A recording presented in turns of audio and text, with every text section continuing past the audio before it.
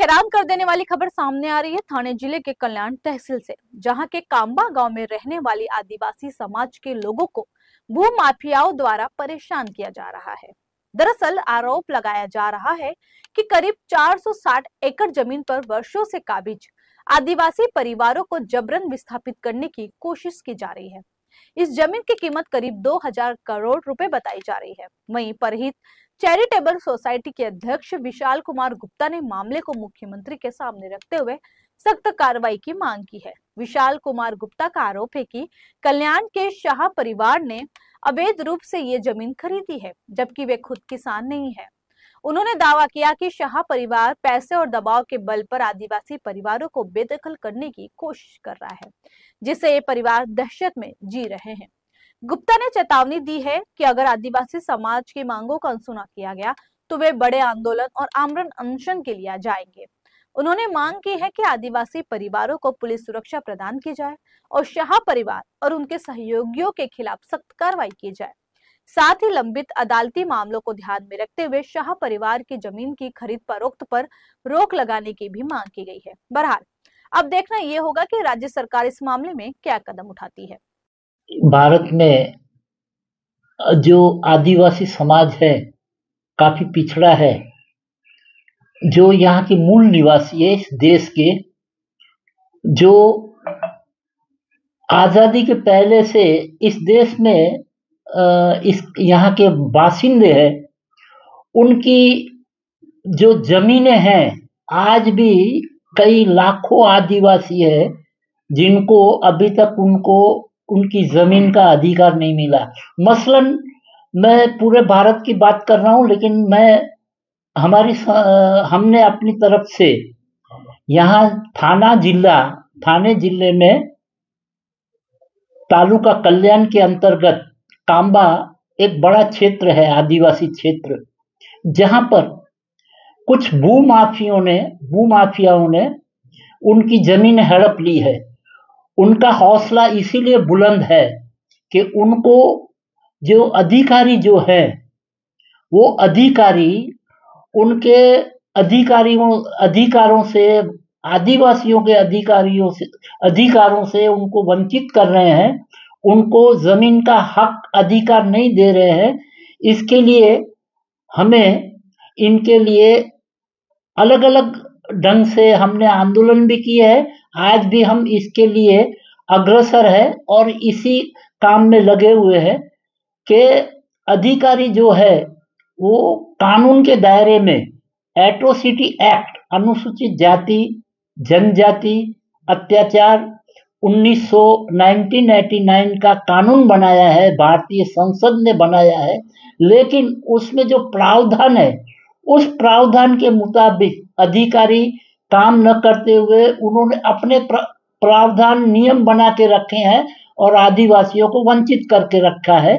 हम आपके माध्यम से यही कहना चाहते हैं कि इनकी आवाज ऊपर तक पहुंचे और इनको इनका न्याय मिले, इनकी जमीन का हक मिले, इनको अधिकार मिले, यही हम आपसे अपेक्षा करते हैं। धन्यवाद। देखिए, कांबा विलेज कल्याण तहसील में आता है। 464 एकड़ जगह की मामला है, जिसमें सैकड़ों परिवार आदिवासी, वहाँ के लोकल लोग काफ़ी सालों से वहाँ रह रहे हैं और कई लोगों का कुल में वहाँ पे नाम भी लगा हुआ था, लेकिन गरीब लोग कोर्ट कचहरी में नहीं जा सके।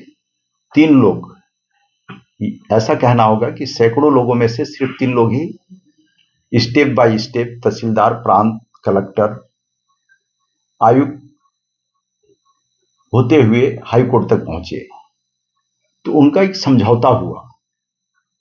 चूंकि मूल मालिक जो फड़के था वो किसान नहीं था, तो जब किसान नहीं था ऐसा डिक्लेयर हुआ, तो इसलिए कुल के मामले पे उनका समझौता हुआ। उस समझौता को तहसीलदार गलत ढंग से पेश करते हुए कि सुप्रीम कोर्ट का आदेश है, हाई कोर्ट का आदेश है, अरे आदेश है तो तुम दिखाओ तो सही, ऐसा मामला बनाकर उस जगह को नीट एंड क्लीन बताने की कोशिश कर रहे हैं।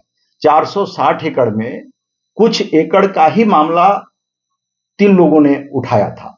तो क्या उस 3 लोगों का मामला फिनिश हो जाने से बाकी जो पीड़ित लोग हैं वो भी उससे वंचित हो जाएंगे।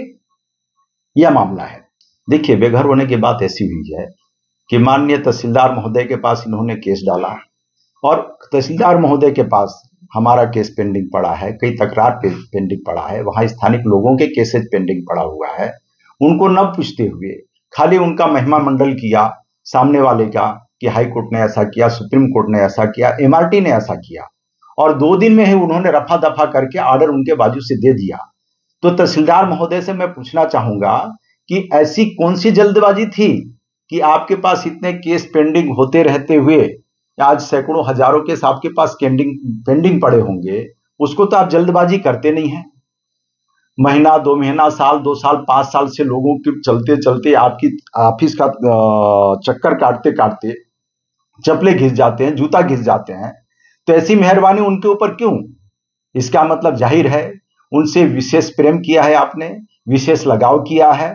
इस विशेष प्रेम और विशेष लगाव का कारण क्या है?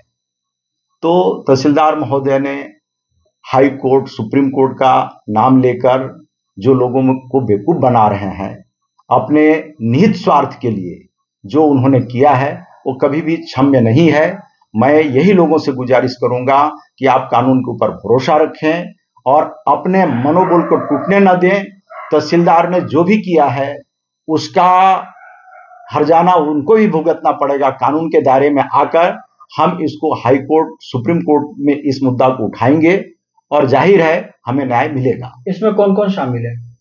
इसमें मुख्य रूप से संजय शाह, राम किशोर खुमचंदानी, दीपक मुरझानी, ऐसे अनेकों लोग हैं। ये लोग कौन है? बिजनेसमैन है या बिल्डर है, क्या है? ये बड़े उल्लासनगर के जाने माने बिजनेसमैन, पुणे के बिजनेसमैन बोले जाते हैं, लेकिन सही मायने में कहिए तो भूमाफिया बोलना पड़ेगा, क्योंकि हकीकत में ये किसान है ही नहीं। जो पहले के लोगों ने रफा दफा किसान नहीं है करवाए वो भी किसान नहीं है, ऐसा सिद्ध हो चुका है, तहसीलदार ने सिद्ध किया। और अभी के लोग हैं जो उसमें जुड़े हैं वो भी किसान नहीं है।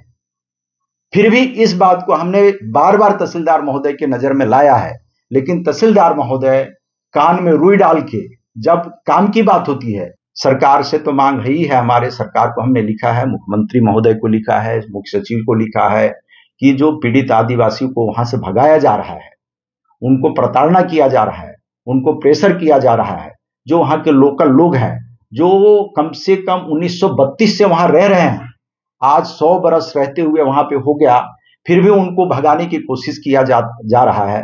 हाई कोर्ट, सुप्रीम कोर्ट के कई ऐसे जजमेंट है कि अगर मालिक पेपर में भले नाम ना हो, लेकिन कोई 12 साल से वहां पे रहता है तो मालिकाना हक उसको मिल जाता है। तो उस मालिकाना हक जो सुप्रीम कोर्ट के डायरेक्शन है उसके तहत उनको वहां से हटाया ना जाए और जो भी उनकी फॉर्मेलिटीज है पूरा करके उनका हक अधिकार उनको दिया जाए।